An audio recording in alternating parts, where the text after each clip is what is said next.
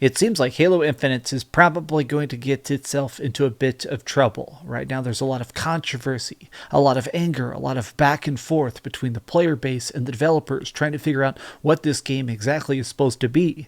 And this has led to hundreds of thousands of players already quitting the game, even though it just came out a couple weeks ago. Now, I want to do two separate things in this video. I want to look at the numbers and show you how we can tell that there is such a huge chunk of the player base quitting, and additionally, I want to figure out why. There have been some incredibly viral posts talking about the anger of the community, what people are just so pissed about, and why I think this is such an interesting circumstance of a game that's hated, even though it is in a pretty good spot. What's up, gamers? Dreamcastguy here, and let me just clearly state here at the very beginning that I'm still playing Halo Infinite myself. In fact, here's a bunch of clips that I've recorded tonight because I've been still squatting up with my friends, going around there, trying to level up my battle pass. I've been having a good time with the game itself. I mean, what's probably the craziest part of this entire situation is the fact that even though everybody's starting to quit Halo, even though the hype has already faded so quick, I still think the game itself is in a very playable spot. Like, that's the craziest thing to me, is that the game's not glitchy, it's not broken, they didn't lie in the trailers itself. People are just getting straight up bored with it.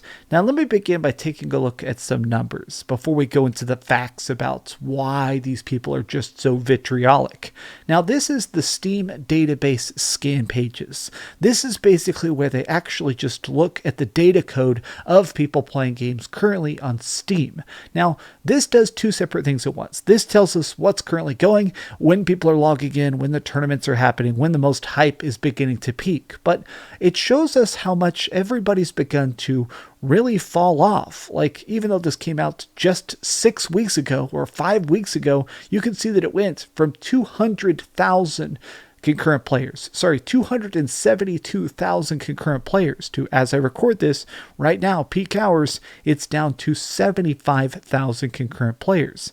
This is a steep drop. This is like 3/4 of the total player base has already begun to quit. Now, obviously, this data is not complete. We're just taking a look at Steam numbers, but I feel like this is a good extrapolation about the fact that people are definitely quitting the game, despite the fact that it's free to play.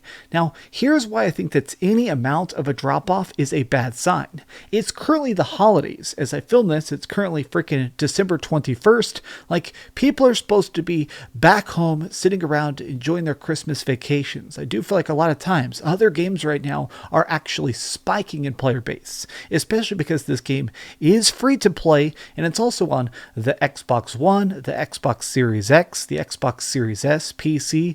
Like, straight up, this is one of those times where I feel like the player numbers should be dramatically increasing, and yet they keep going down again and again and again. Now, I know what you may be saying, oh, it's just people not playing stuff right now. Well, here's another free-to-play game that people are actually still playing the heck out of, Apex Legends. Now, the reason I do this is because this is another first-person shooter that's free to play, and as you can see, not only is it way more popular than Halo, it's still managing to maintain its player base at a very, very high rate. It's gone down a tiny bit here in the last couple weeks, but even this game is still keeping like huge concurrent player counts. 120,000 people are playing the game right now, and again, this is just the Steam numbers, so this doesn't even account for all the people playing it on all the different systems.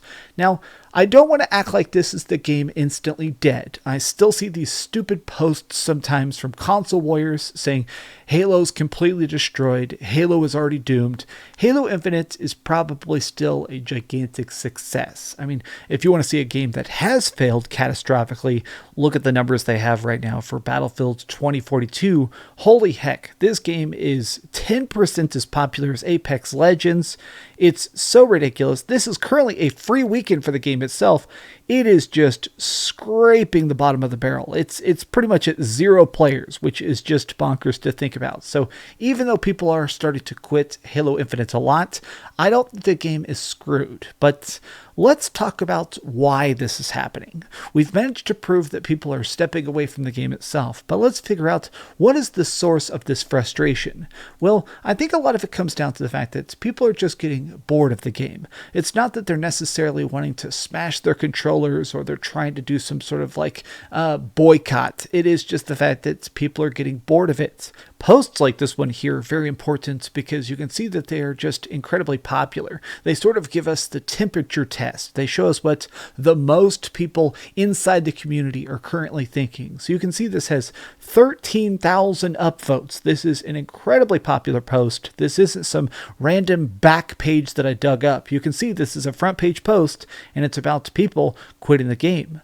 The friends and I have already decided to quit the game. Very sad. We were die-hard Halo group. We've played the game since Reach, and some have played since Halo 2. This was supposed to be our forever Halo, but my friends have dropped it after less than a month. I'm bummed. Is anyone else having this experience? And if you go down to the comments section, a lot of people are. I'm not surprised. I only play multiplayer when my friends come online. Same. The lack of social features make it lonely. Like, every comment is about this. Somewhat, I can see how this happens. I myself am drifting off, playing occasional multiplayer, though it feels less satisfying after grinding the campaign. Now, during the course of these different things I want to show you, the word grind comes up a lot. In literally every single post about the anger of this game, people use the word grind because there is a heavy incentive in Halo Infinite to constantly try and level up your battle pass.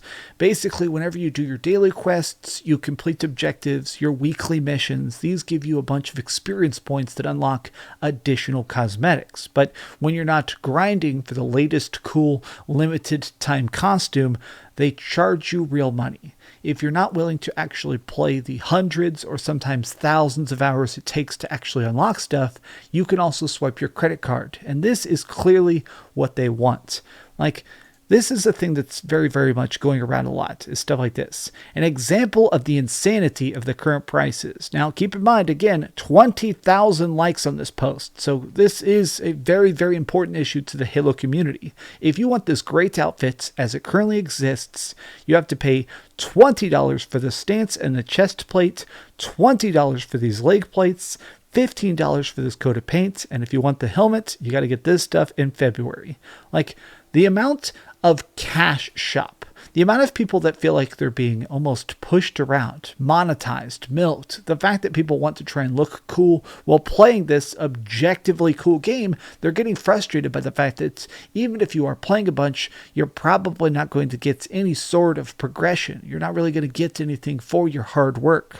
It's a game that sort of just puts you into a box and says, all right, play the game and see what you can get. Now, I want to show you, here's one of the things I feel like probably is causing the most people to quit. This was data mined. People are actually digging through the code of Halo Infinite right now. This was extremely viral, 30,000 likes. People have dug through it and discovered that there are going to be 88 store bundles in total during Season 1 of Halo Infinite that total $1,000 of microtransactions. Now, if you actually look at these, I think part of the anger comes to the fact that these are kind of cool. The fact that you can put pizza on your gun. There's these different weapon skins. Some of these special effects where when you kill people, they're going to melt into purple. These are freaking awesome. I want these. These are things that I would grind, I would level up, I would play, but if I know that this is going to take huge chunks of my life, if I'm going to have to play this game every single night for 5 or 6 hours to hope to unlock this, or pay freaking money, it does kind of burn me out. Now, to me personally, it does feel like a lot of the people who are currently just quitting the game are probably going to eventually come back. I feel like there's a lot of conversation about the fact that Halo Infinite is incomplete. There's definitely a lack of features in certain ways. There's not a lot of maps, there's not a lot of modes, there's just not a lot of stuff that makes you want to log in enough to really play this game. A lot of us, after a couple weeks, I've seen everything. I've won matches, I've gotten headshots, I've used every single gun. In the single player, I've actually finished the entire map at this point. It's starting to get to that point where I'm like, what's the point in even playing Halo? Because the multiplayer sort of feels like it's drying up. There's also these like rather dramatic posts that are going viral about stuff like this, just talking about everything that's currently missing from Halo Infinite that's eventually going to be in the game.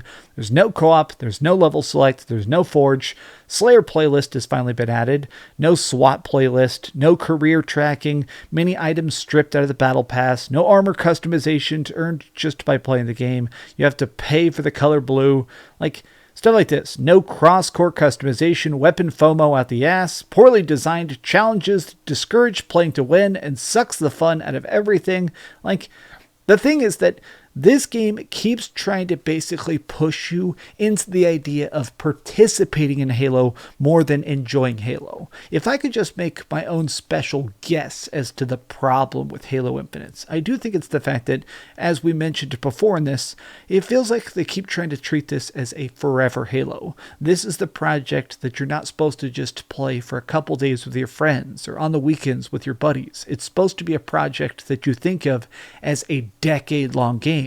It's time for the next season. It's time for the next challenge. Let's see what's been added. Let's see what's unlocked. Let's see what we can buy.